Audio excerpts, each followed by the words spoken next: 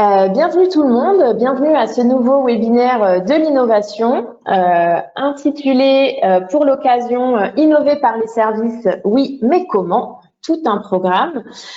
Pour celles et ceux qui nous rejoignent la première fois, je m'appelle Charlotte Duval, je suis chargée d'accompagnement des entreprises chez Laval Mayenne Technopole.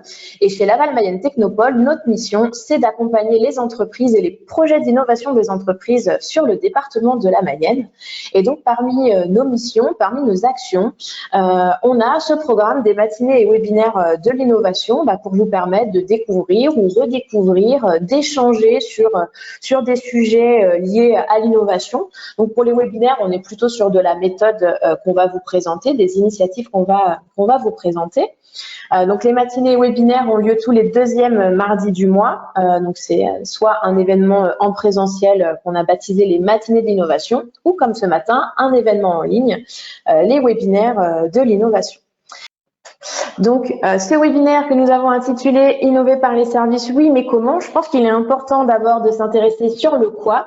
Qu'est-ce qu'un service? Quelle est la définition d'un service selon vous? Est-ce que vous avez quelques éléments à nous mettre dans le chat? Qu'est-ce qu'on définit selon vous comme un service? Alors, on a une première proposition, quelque chose qui n'est pas matériel. Alors, Sonia nous propose un service, c'est une aide afin de répondre à un besoin. Donc, une aide pour répondre à un besoin qui n'est pas matériel. Okay.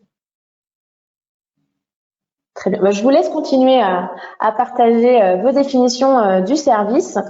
En fait, le service, c'est un des grands types de modèles d'affaires que l'on peut définir. Et en fait, le service, on peut le résumer à « je vends de la compétence ». En fait, je vends de la compétence, je vais vendre mon temps pendant que je fais appel à cette compétence que j'ai. Je vends l'action de faire quelque chose à la place de quelqu'un, ou alors je vends aussi les moyens que je mets en place pour réaliser une action. Pour approfondir cette définition, je suis allée regarder un peu ce qu'on pouvait trouver sur le site de l'INSEE. Voici comment l'INSEE décrit un service. Donc, une activité de service se caractérise essentiellement par la mise à disposition d'une prestation technique ou intellectuelle. Et à la différence d'une activité industrielle, elle ne peut pas être décrite par les seules caractéristiques d'un bien tangible acquis par le client. Donc, c'est un peu ce qu'on voyait dans le chat tout à l'heure, le fait que c'est quelque chose qui n'est pas matériel. Pour compléter ça, on dit souvent que le service aussi, on appelle ça le secteur tertiaire, donc le secteur d'activité tertiaire. Donc en fait, ça va être toutes les activités qui relèvent de la production de services et on peut définir deux grands types de services. Il va d'abord y avoir les services non marchands, donc ça va être tout ce qui va être services publics, les services d'enseignement, les services de santé ou d'action sociale. Et puis, on va voir la partie des services qui nous intéresse un petit peu plus ce matin pour ce webinaire, les services marchands, donc les entreprises qui vont proposer, qui vont vendre des services. Donc là, il y a quelques grandes catégories qui sont proposées dans la définition de l'INSEE, le commerce, les transports, les activités financières, les services rendus aux entreprises et aux particuliers, l'hébergement, la restauration, l'immobilier, etc., etc.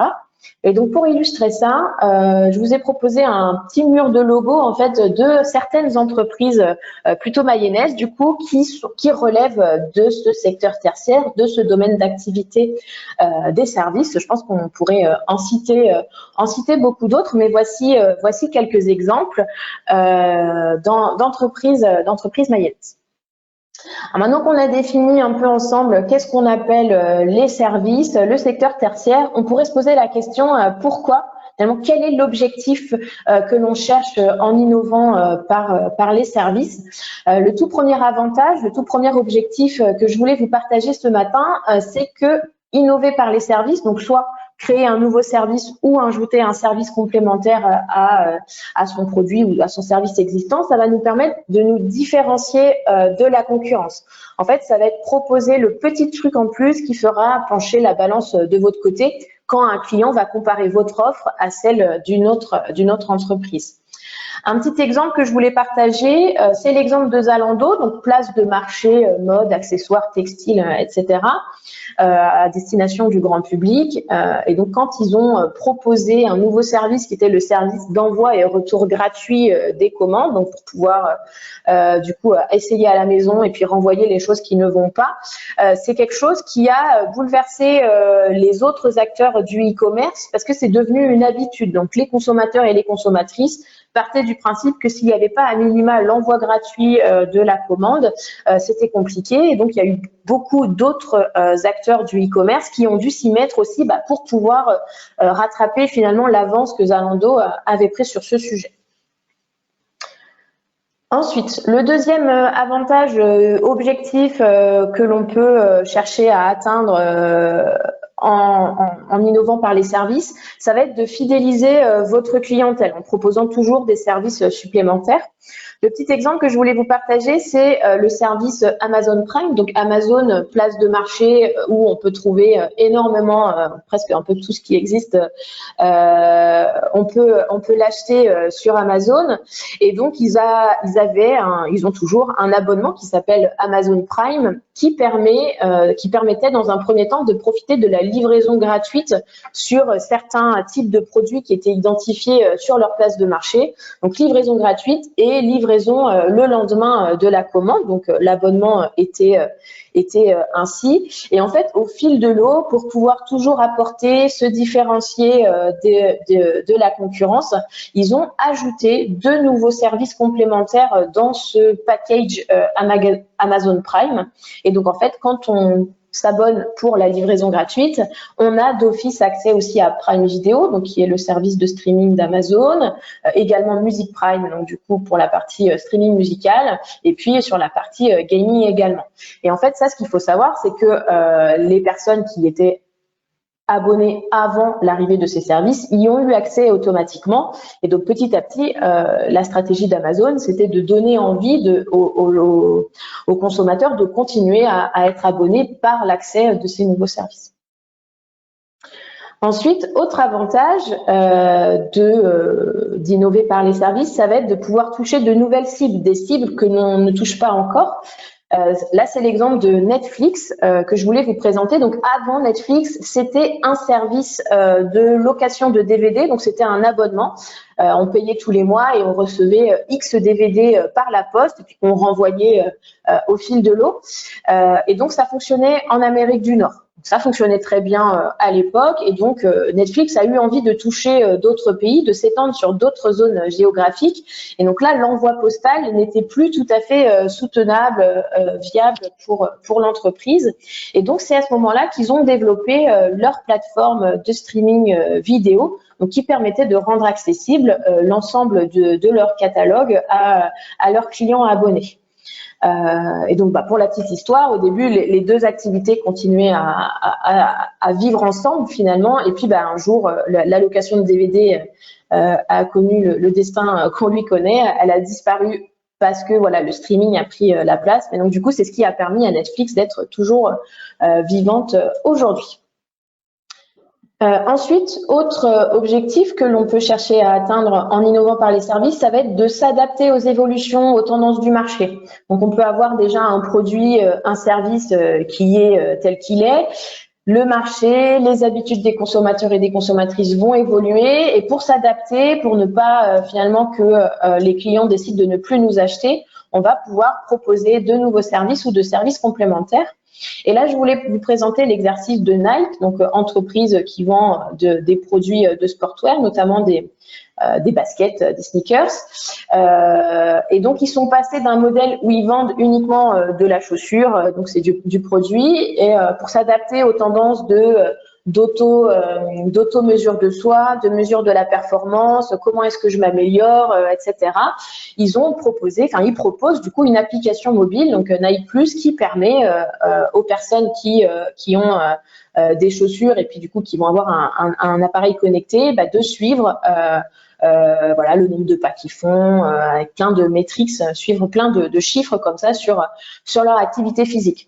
Donc, dans les faits, Nike vend toujours des chaussures, mais proposer ce service complémentaire, ça permet en plus de répondre à une tendance et de marquer les esprits des consommateurs et des consommatrices. Et puis enfin, dernier avantage, je ne vais pas vous le cacher, vous qui êtes dans une entreprise, développer un nouveau service, ça permet de générer une nouvelle source de revenus, donc de diversifier les revenus d'une entreprise. Donc on a vu le quoi, qu'est-ce qu'un service, on a vu le pourquoi innover par les services. Je vous propose maintenant d'aller dans le vif du sujet et de dire innover par les services, oui, mais comment est-ce qu'on peut faire? Alors, innover par les services, j'ai un peu défini cette phrase là pour décrire ce qu'est innover par les services. Ça va être imaginer de nouveaux services ou des façons d'améliorer des services ou des produits existants pour pouvoir rendre ces services plus utiles, plus utilisables et surtout plus désirables par l'usager. Et donc, il y a 3 concepts qui sont intéressants dans cette définition. Le premier, c'est le concept d'utilité. Et donc, un service utile, c'est un service qui satisfait à un besoin de votre usager. Ensuite, ça va être l'utilisabilité. Et donc, un service utilisable, c'est un service qui est simple ou qui est facile d'usage. Donc, du coup, améliorer un service existant, ça va être chercher à le simplifier, à le faciliter, à le rendre plus facile. Et puis enfin, le dernier concept, c'est le concept de désirabilité. Donc un service désirable, ça va être un service qui m'apporte des émotions, qui m'apporte une expérience de préférence positive et qui va me donner envie de continuer à utiliser ce service. Donc ça, cette définition, c'est une définition qui est beaucoup utilisée dans la méthode qu'on appelle le design de service, qui elle-même est incluse, utilise les principes du design thinking. Donc le design thinking, c'est une méthode dont on parle énormément dans nos matinées et webinaires de l'innovation, parce que c'est une méthode qu'on utilise beaucoup, nous, chez Laval Mining Technopole, dans nos différents accompagnements. Mais pour celles et ceux qui découvrent aujourd'hui le design thinking, que l'on peut traduire en français par approche centrée usager ou utilisateur, c'est une méthode, une approche de l'innovation et de son management qui va mettre l'usager au cœur de toutes les réflexions, de toutes les étapes de développement de votre projet d'innovation. Que ce soit dès la définition du problème, avec voilà, on va observer le client, l'utilisateur, l'utilisatrice dans son environnement, on va l'observer en train de résoudre ses problèmes actuels. On va pouvoir aussi impliquer nos usagers dans la co-conception des solutions, donc par exemple avec des séances de créativité ou en faisant appel à l'innovation ouverte. Et puis également, on va pouvoir impliquer notre usager, notre utilisateur final, lorsqu'on va tester un prototype de produit ou de service.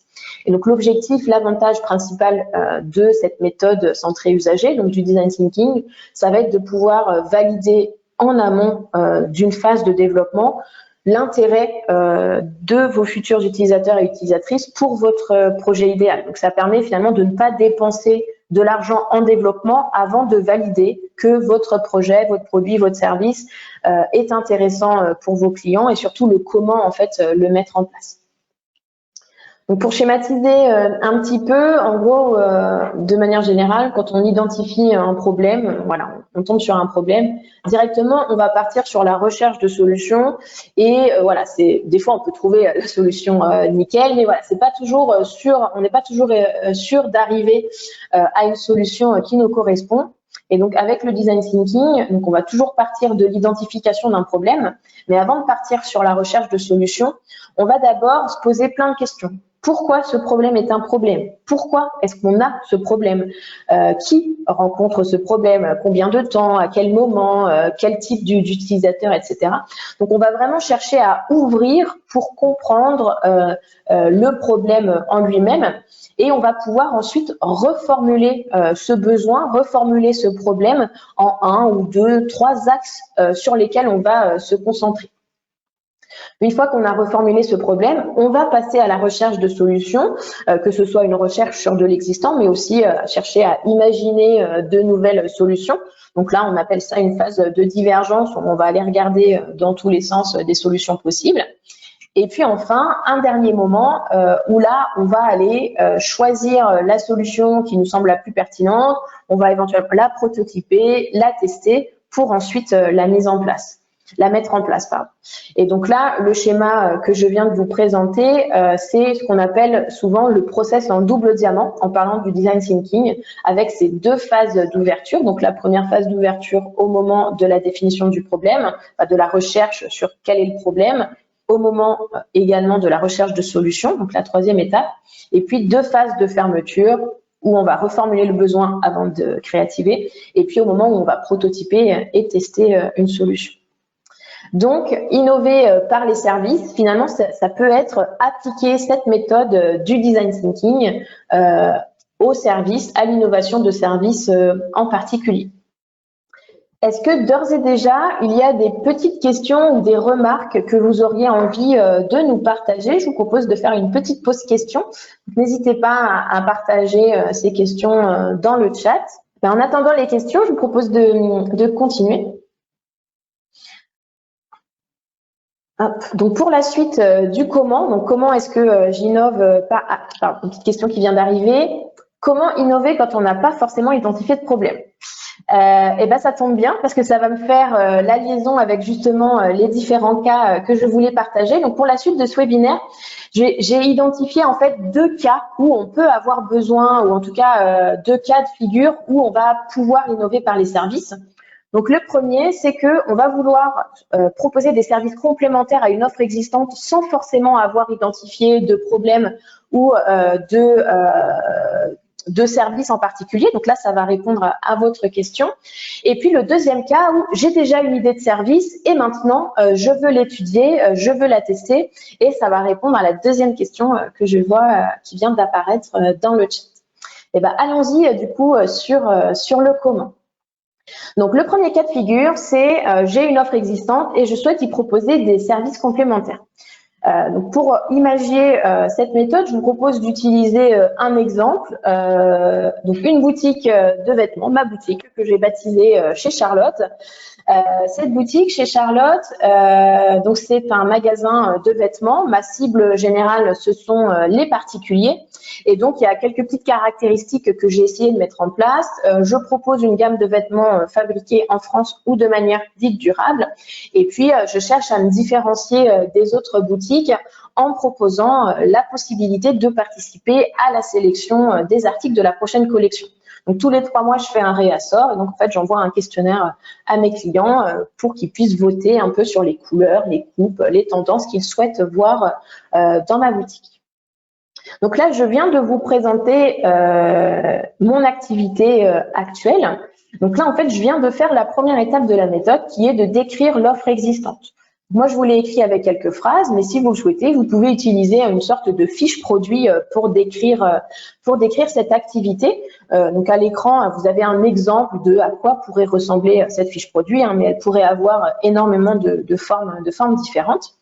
Et donc, une fois qu'on a défini cette fiche produit, on va pouvoir passer à l'étape 2, qui est de savoir à qui ce produit ou ce service s'adresse actuellement. Donc, je vous disais dans la petite présentation générale que la boutique chez Charlotte s'adresse aux particuliers, mais les particuliers, c'est une segmentation qui est très large. Et donc, j'ai identifié 2 cibles plus précises parmi ces particuliers.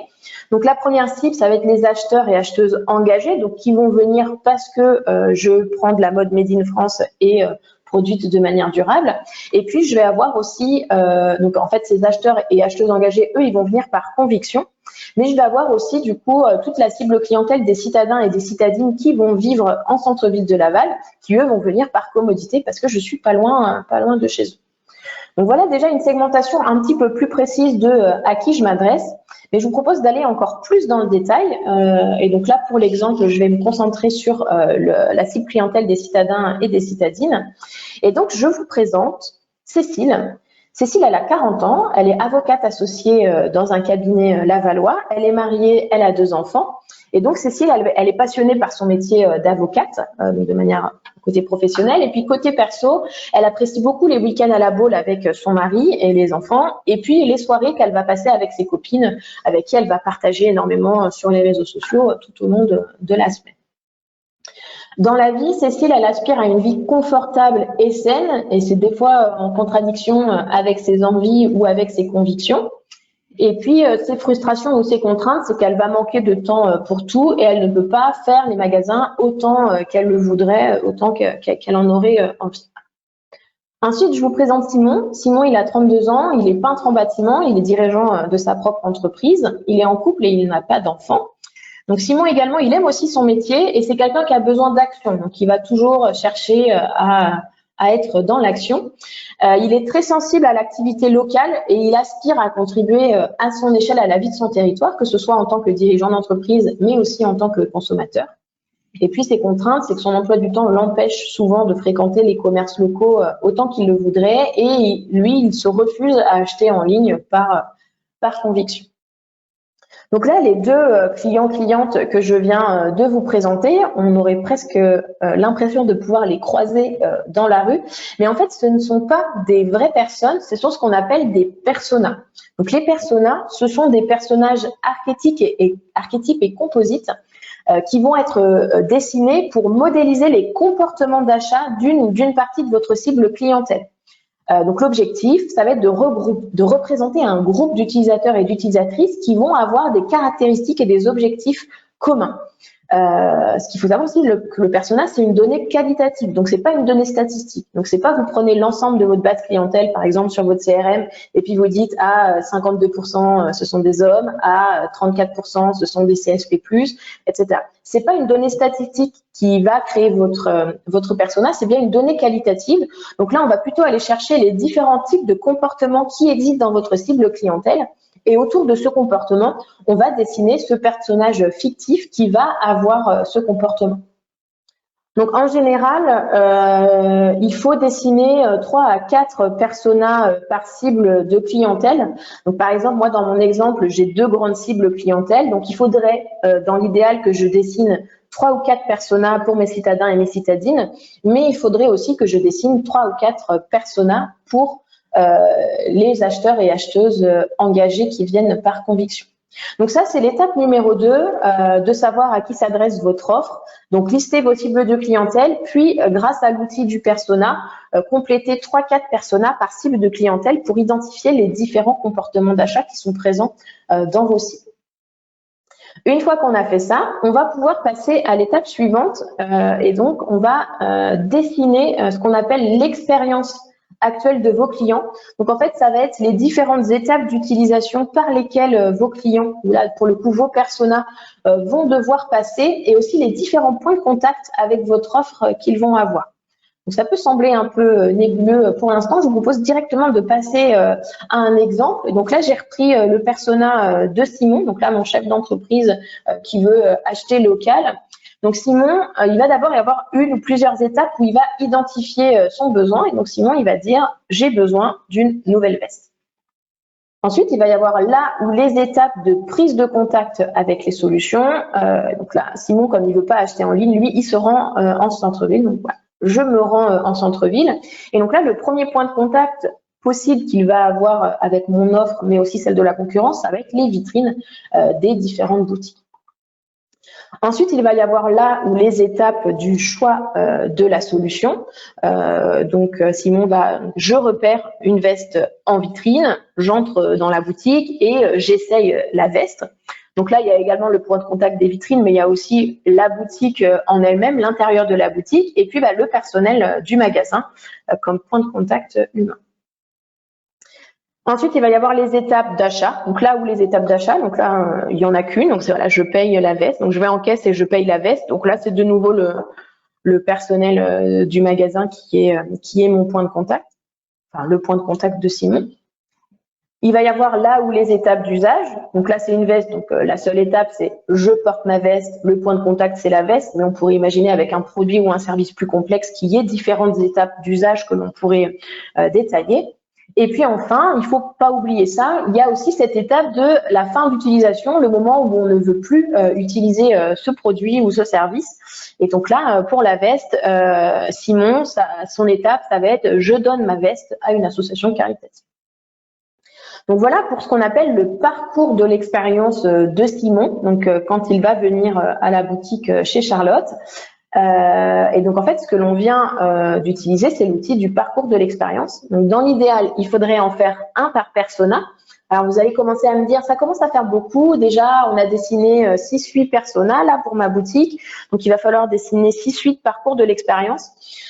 Moi, je vous conseille fortement de faire l'exercice au maximum parce que peut-être que dans les comportements différents de vos personas, il va y avoir des étapes différentes ou des points de contact différents.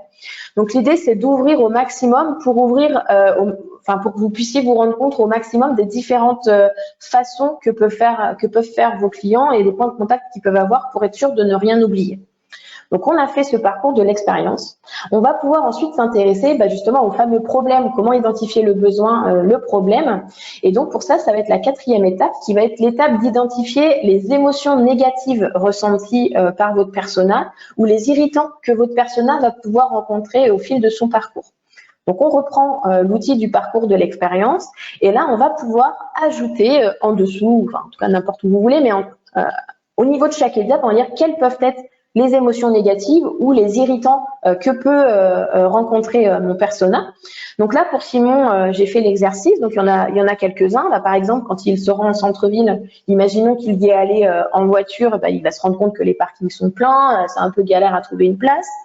Ou alors en marchant, il va dire en fait les vitrines sont pas super attrayantes, il faut chercher, c'est un peu cher ce que je vois, etc., etc. Donc vous voyez à chaque fois, j'ai noté un peu les pensées ou les mots que pourrait avoir Simon à chaque étape qui vont décrire ses irritants ou ses émotions négatives au fil de l'eau.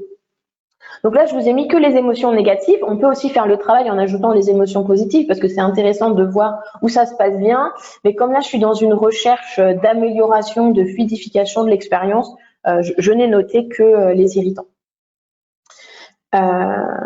Donc, pour cette étape, on va avoir réalisé le parcours de l'expérience. Et donc, comme on a fait un parcours par persona, vous allez pouvoir finalement lister les irritants de tous vos personas. Et il y a peut-être des irritants qui vont revenir plusieurs fois, qui vont être présents chez plusieurs personas, ou alors des irritants qui vont être plus cruciaux, encore plus bloquants que les autres. Et donc, vous allez pouvoir faire un travail de priorisation de ces différents irritants. Alors attention, jusqu'à maintenant, le travail qu'on a fait, c'est un travail sur table. Voilà, donc vous êtes chez vous et vous faites ce travail. Il va être important d'aller vérifier l'adéquation avec la réalité de ce travail. Donc si besoin, si possible, d'aller sur le terrain, d'aller questionner les gens ou d'aller observer les gens quand ils vont faire leur shopping ou quand ils vont utiliser votre produit ou service pour aller valider que ce que vous avez écrit, ce que vous avez imaginé sur vos parcours soit réel. Donc là, vous allez pouvoir faire un travail d'enquête ou un travail d'immersion. J'en reparlerai un petit peu plus tout à l'heure. Moi, on va dire que j'ai fait ce travail avec mes différents personas sur mes 2 cibles de clientèle et j'ai identifié 3 irritants principaux que mes clients peuvent rencontrer pendant leur parcours de l'expérience. Le premier, c'est que le vêtement durable ou made in France, il a un coût. Voilà, c'est un choix qu'il faut faire. Ça coûte plus cher. Ensuite, c'est un peu lié avec le coût du vêtement, c'est que l'irritant, c'est que j'ai envie de changer de style plus souvent, j'ai pas envie de porter toujours les mêmes vêtements, et donc le fait qu'il soit cher, ça peut être un frein en plus parce que moi j'ai envie de changer de style plus souvent. Et puis le troisième irritant qui ressortait surtout sur ma cible des acheteurs et acheteuses engagés, c'est que même dite durable, la production textile, la production de la mode a un impact sur l'environnement. Donc voilà, moi c'est les 3 irritants que j'ai priorisés chez mes clients et mes clientes. Et donc, maintenant que j'ai identifié les problèmes, les besoins, je vais pouvoir passer à l'étape d'imaginer des idées de services qui fluidifieraient ou amélioreraient l'expérience de mes personas. Donc là, il y a plusieurs façons de faire. Ça peut être, il y a plusieurs façons de faire cette étape. Mais par exemple, ça peut être d'organiser une séance de créativité avec vos collègues, avec des partenaires, avec des clients potentiels pour imaginer des services complémentaires qui diminueraient les irritants que vous avez identifiés. Mais vous pouvez aussi vous inspirer de ce qui se fait ailleurs, par exemple faire de la veille, aller visiter des salons, rester à l'écoute des tendances et puis regarder ce que font les voisins, les voisines, les concurrents, les concurrentes pour pouvoir identifier des choses que vous pourriez mettre en place pour répondre à vos irritants. Du coup, moi j'ai fait ce travail aussi là sur mes irritants et j'ai ressorti 2 grandes idées que je pourrais mettre en place dans ma boutique. Donc, j'ai d'abord eu une idée de service de location de vêtements avec conseil personnalisé. Et puis, une autre idée de service de dépôt-vente pour que mes clients puissent venir déposer les vêtements qu'ils ont achetés chez moi et qu'ils ne veulent plus, et donc pour que je puisse, moi, les revendre pour eux dans un rayon dédié. Donc voilà les deux idées que j'ai imaginées. Donc là je suis arrivée à la fin de ce cas numéro 1 qui est je souhaite proposer des services complémentaires à une offre existante parce qu'en fait à partir de maintenant j'ai une idée de nouveau service et donc je vais entrer dans mon cas numéro 2 que je vais vous présenter tout à l'heure. Est-ce que ici il y a quelques petites questions Donc voilà, avec cette première partie de la méthode, je pense que j'ai répondu à la question comment innover quand on n'a pas forcément identifié de problème. Alors, on a une question qui est existe-t-il des cabinets qui réalisent des études de marché pour identifier ces nouveaux services? Alors oui, tout à fait. C'est vrai que moi, je pars du principe que là, je vous présente une méthode pour que vous le fassiez vous-même, pour que vous fassiez la démarche vous-même. Mais il y a des acteurs qui peuvent, par exemple, comme Laval Mayenne Technopole, on peut vous accompagner dans cette démarche. Donc, vous apporter la méthode et puis vous accompagner tout au long de la démarche. Mais il y a aussi, en effet, des cabinets qui vont le faire pour vous. Ça existe tout à fait. Je vous laisse continuer à poser vos questions si vous le souhaitez. Et donc, je vais passer sur mon deuxième cas d'étude de ce matin, qui est j'ai une idée de nouveau service, que ce soit à destination de mes clients ou non, mais voilà, j'ai cette idée de nouveau service. Donc, la première étape, ça va être un petit peu comme tout à l'heure, c'est cette idée de service que j'ai, pour l'instant, elle est dans mon cerveau, il va falloir que je la couche sur le papier, donc il va falloir définir l'idée de nouveau service. Donc là, en gros, on peut reprendre plus ou moins la même fiche produit que je vous ai présentée tout à l'heure, et donc on va pouvoir remplir les différentes cases avec cette idée de nouveau service. Mais en plus, comme on parle d'innovation par les services, ou des fois on parle d'innovation servicielle également, donc comme on parle d'innovation par les services, je voulais vous introduire une notion qui est la notion de proposition de valeur. Et donc la proposition de valeur, ça va être la promesse que vous faites à vos clients, à vos clientes, la valeur que vous allez leur apporter en plus que les autres. Et donc là, comme on est dans une démarche de service, on va pouvoir utiliser les 3 concepts que je vous présentais tout à l'heure. Et donc, la proposition de valeur, on va pouvoir l'écrire sous la forme « je te promets ceci ou cela ». Et en fait, dans le ceci ou cela, on va pouvoir soit mettre des caractéristiques liées à l'utilité de mon service, à l'utilisabilité de ce service ou à la désirabilité du service. Je vous propose de prendre quelques petits instants pour vous faire réfléchir à nouveau. Si on se concentre un peu sur mon idée de service, là d'avoir un service dépôt-vente pour les vêtements de seconde main, donc que j'ai un rayon dédié dans ma boutique, à votre avis, quelle proposition de valeur on pourrait faire, donc quelle promesse finalement je ferais à mes clients avec ce nouveau service? Je vous laisse écrire vos propositions de valeur dans le chat. Alors, je te promets de dépenser moins. Oui, tout à fait. Donc ça, c'est une promesse d'utilité. Est-ce que quelqu'un d'autre a une proposition? Sur les autres aussi, on peut faire les 3 en même temps. Alors, je te promets de ne plus acheter de vêtements neufs. Donc là, c'est pour les personnes qui vont venir acheter les vêtements qui sont dans le rayon dédié seconde main. Je te promets de choisir pour toi des vêtements qui te conviennent. Alors oui, donc là, on était dans l'autre idée de service qui était d'avoir un service d'abonnement de vêtements de location avec conseil. Ouais, donc je te promets de choisir pour toi. Donc je t'enlève ce difficile choix de quel vêtement porter. Ok, je vois que vous avez plus ou moins compris le principe. J'avais fait également cet exercice. Et donc moi, j'avais noté, comme pour l'utilité, j'avais noté la promesse, je te promets une visibilité pour les vêtements dont tu ne veux plus. Et je te promets de revendre tes vêtements pour te permettre d'en acheter de nouveaux. Sur l'utilisabilité, moi, je te propose un processus de dépôt et d'estimation du prix de revente simple. Donc là, je m'intéresse plutôt au concept, au process que je vais proposer à mon client. Et puis, je te promets de n'avoir rien d'autre à faire que déposer ton vêtement en boutique. Et sur la désirabilité, j'en proposais un. Je te promets d'être fier de réduire ton impact écologique. Donc voilà des exemples de promesses que je peux faire à mes clients au travers de ce service. Donc pour ce service, donc pour cette première étape de définition du service que je veux faire, j'ai rempli ma fiche produit, un peu où je décris le service, et j'ai imaginé ces différentes promesses, ces différentes propositions de valeur que je vais faire à mon client, à ma cliente. Ensuite, la deuxième étape, comme tout à l'heure, c'est savoir à qui l'idée s'adresse. Donc, on va ressortir l'outil du persona. Donc, si vous avez déjà fait toute la première partie de la méthode, il n'y a pas forcément besoin de refaire ce travail. Mais si vous partez d'une idée et que vous n'avez pas fait la première partie du travail, il est important de réfléchir à qui sont mes cibles de clientèle. Donc, lister les cibles de clientèle de votre service. Et puis, pour chaque cible de clientèle, pouvoir concevoir vos différentes personnes.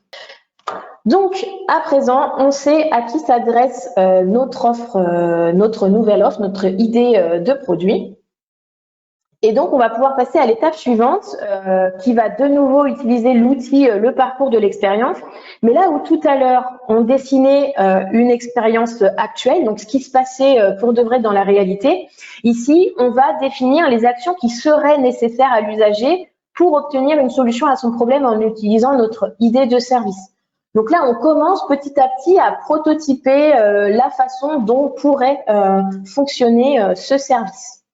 Donc en exemple, voilà. Donc j'ai repris l'exemple de Simon. Donc on va dire qu'il a déjà fait toutes les premières étapes. Il a porté sa veste.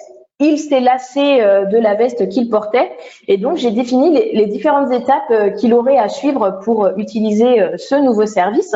Donc je me rends à nouveau dans la boutique.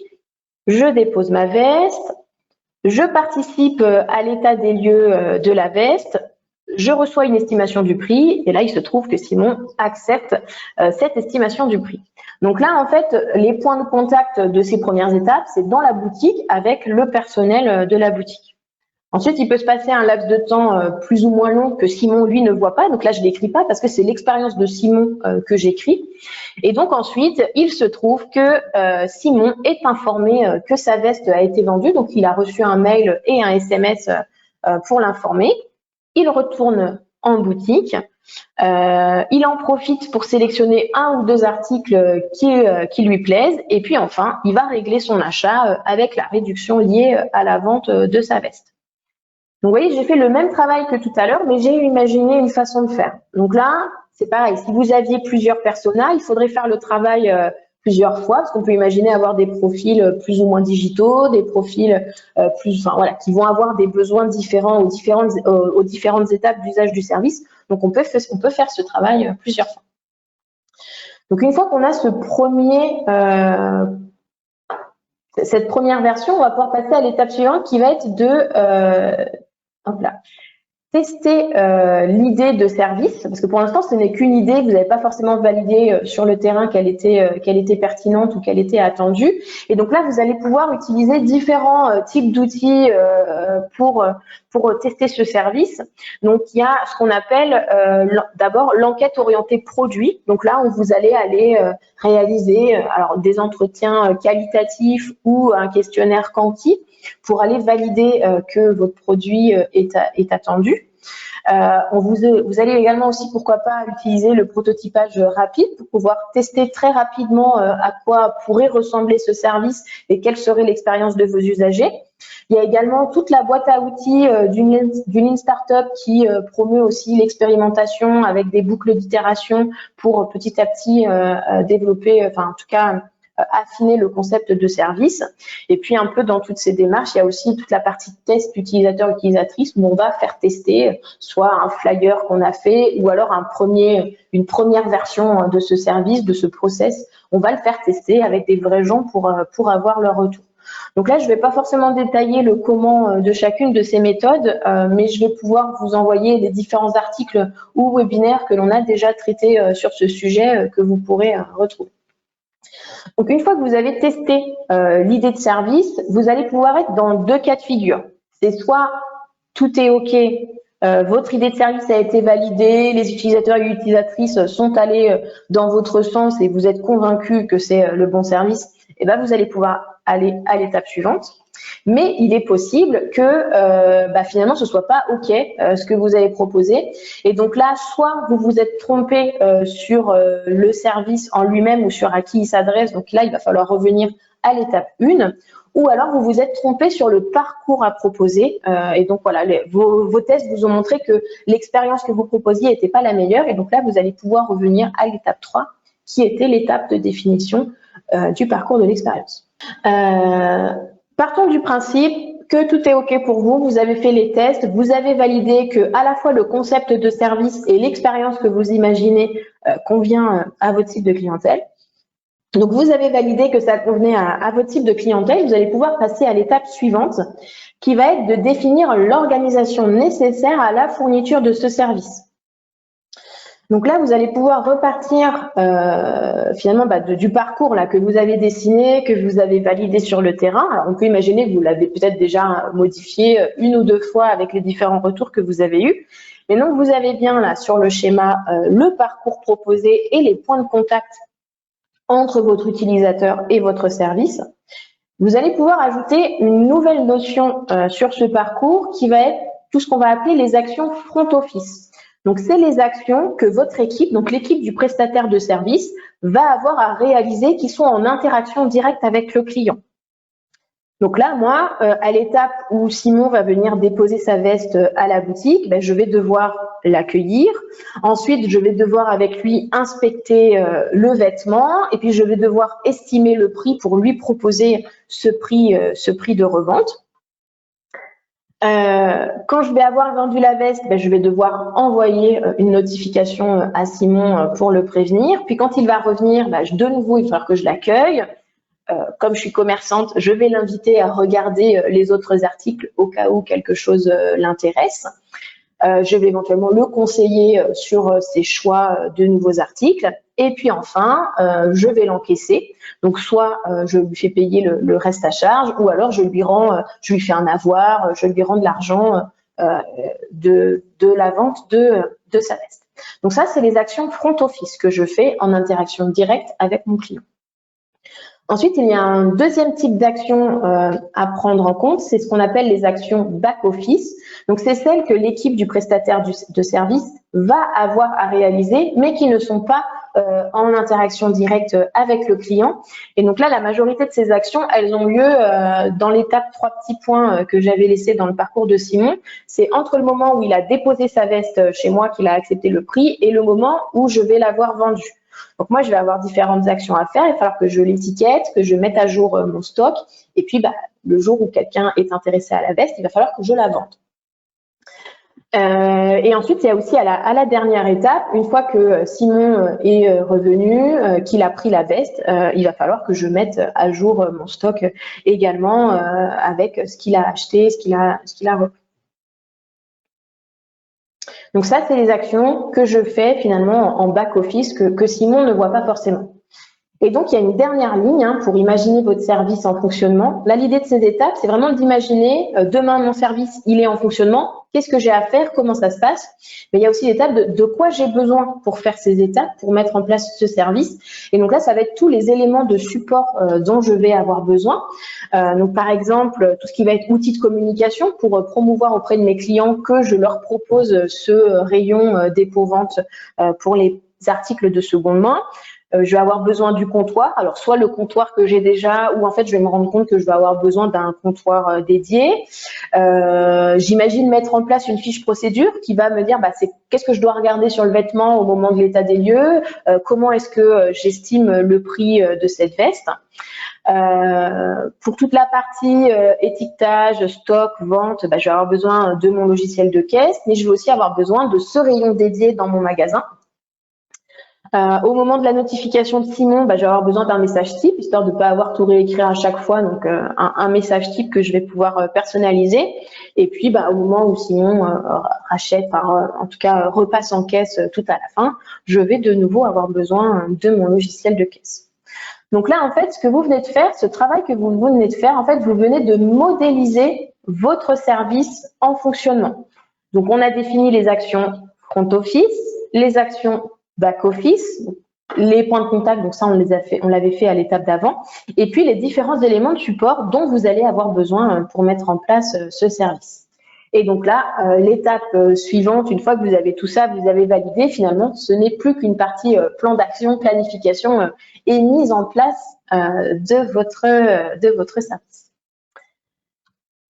On récapitule un petit peu toutes les étapes que je viens de vous présenter. Donc, on a commencé par un premier cas qui était d'imaginer un service complémentaire à une offre existante. Donc, si on le reprend en parallèle de votre double diamant là, du design thinking, il va d'abord y avoir l'étape de d'écrire c'est quoi l'offre existante, qui sont les clients actuels de cette offre, quelle est l'expérience actuelle que vivent vos clients, donc tout ça en utilisant l'outil du persona. Et puis, il y a un travail d'identification des irritants. Donc, au moment de l'identification des irritants, on est un peu à la fin de la phase divergente, là, la phase de découverte. Il va ensuite falloir les valider sur le terrain, parce que je vous ai dit que c'était mieux de pouvoir valider sur le terrain. Mais ensuite, il va falloir les prioriser, affiner ceux qui sont les plus pertinents à utiliser. Et donc là, on est dans la phase de définition du problème, donc la phase de pensée convergente. Et une fois qu'on a identifié ça, la cinquième étape que je vous ai présentée, c'est imaginer des services pour améliorer l'expérience de vos clients qui répondent à ces irritants. Et donc là, ça va être une phase d'idéation, une phase d'ouverture où on va pouvoir développer plein de sujets, plein d'idées différentes qui pourraient répondre à ce problème. Donc ça, c'était pour le cas imaginer un service complémentaire. Une fois qu'on a une idée, il va falloir étudier cette idée pour le mettre en place. Donc là, on va revenir à une étape de description de votre idée de service. À qui s'adresse-t-il en particulier, sachant que du coup, même si vous avez déjà fait les 5 premières étapes, j'ai oublié de vous dire que dans les faits, votre service, on voyait tout à l'heure que ça peut peut-être aider à toucher de nouvelles cibles de clientèle. Donc, il est possible que à cette étape-là, il y a des nouvelles cibles de clientèle qui apparaissent et que vous ayez besoin de les étudier un petit peu plus en détail avant de passer à la suite. Ensuite, l'étape de dessiner l'expérience du service tel que vous l'avez imaginé, tester cette expérience, tester ce service, cette idée de service, et une fois que tout est validé, il y a peut-être quelques petites boucles d'itération à cet endroit-là, hein, mais une fois que votre idée est validée, vous allez pouvoir passer à la définition de l'organisation nécessaire pour la mise en place de votre service. Voilà pour le petit récapitulatif de la méthode. Est-ce qu'il y a des questions qui sont arrivées dans le chat pendant que je terminais la présentation? En complément de ma présentation, je vous ai mis là un ensemble d'articles ou de webinaires, en tout cas des différents contenus qu'on a déjà produits qui vont vous permettre d'approfondir les différents éléments de méthode là que je vous ai présenté ce matin. Donc n'hésitez pas à aller y faire un tour pour regarder. Et puis je vous mets bien sûr mes coordonnées. N'hésitez pas à me contacter si vous avez des questions ou si vous souhaitez qu'on en parle un peu plus et pourquoi pas qu'on parle d'un de vos projets. Et donc, avant que tout le monde s'en aille, juste la prochaine date. Donc, je vous disais en introduction que les matinées webinaires de l'innovation étaient un événement mensuel. Donc, on se retrouve tous les deuxièmes mardis du mois. Mais il se trouve que le deuxième mardi du mois d'août, nous avons décidé de prendre des congés. Donc, ce sera une petite pause estivale pour notre programme. Mais nous nous retrouverons en pleine forme le mardi 12 septembre pour un nouveau webinaire de l'innovation intitulé « Mais au fait, c'est quoi l'innovation ?» On va s'intéresser à la définition de l'innovation et je vous présenterai des exemples d'innovation, de comment innover.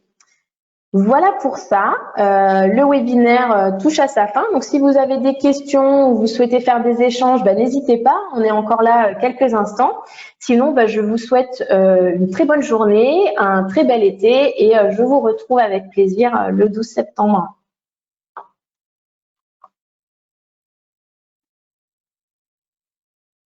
Merci beaucoup Charlotte, merci beaucoup à tous également pour votre attention et votre participation active dans le chat. Oui, c'est bien, vous avez été bien participatif aujourd'hui, c'était agréable.